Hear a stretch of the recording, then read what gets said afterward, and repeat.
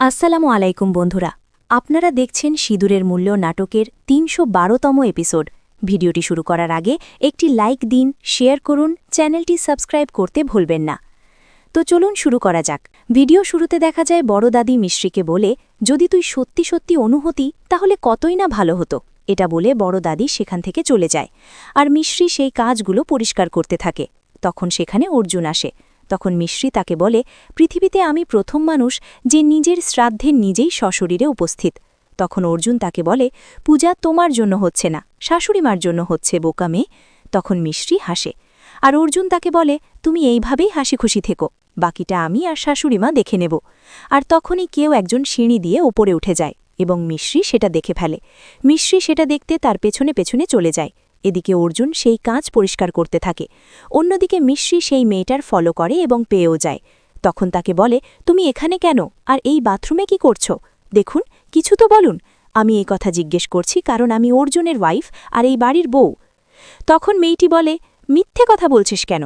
কেউ জানুক বা না জানুক, আমি তো জানি তুই অনু। আর নিচে যে শান্তি পুজো হচ্ছে ওটা তোর জন্যই।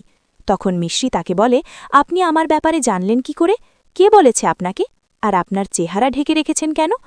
তখন মেয়েটি বলে, আমার তো শুধু চেহারা লুকিয়ে রেখেছে, আর তোর তো নিজের পরিচয় সবার থেকে লুকোনো। তখন মিশ্রি বলে, আমি কিছু বুঝতে পারছি না, আপনি কি বলছেন? তখন মেয়েটি বলে, যার আত্মার শান্তির জন্য পুজো হচ্ছে সেই আত্মার শরীর থেকে চলে যাওয়াই ভালো। তখন মিশ্রি এটা শুনে অবাক হয়ে যায় আর বলে, আমাকে ধুমকি দিচ্ছ? এবার তো আমি জেনেই ছাড়ব তুমি কে। তখন মেয়েটি বলে, জেনে নে। এটা বলে নিজেকে মারতে থাকে এবং জোর করে মিশ্রিকে বাথটাবের মধ্যে চুবিয়ে মারে। মিশ্রি অনেক চেষ্টা করে নিজেকে ছাড়াবার, কিন্তু পারে না।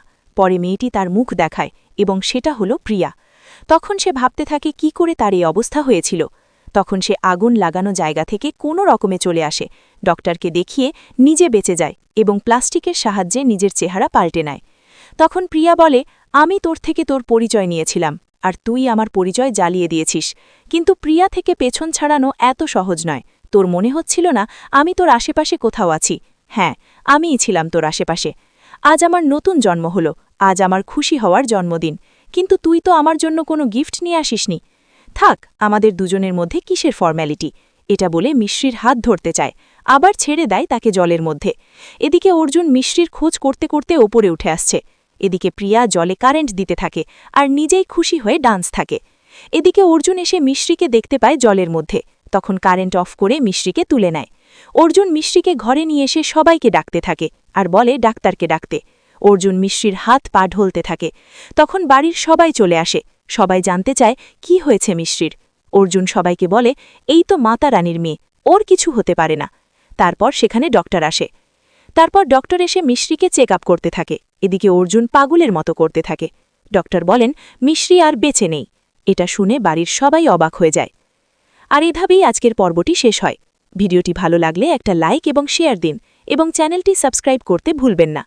পরবর্তী পার্ট দেখার জন্য আমাদের সাথেই থাকুন। ধন্যবাদ বন্ধুরা। আজকের এপিসোডের সমাপ্তি এখানে হয়।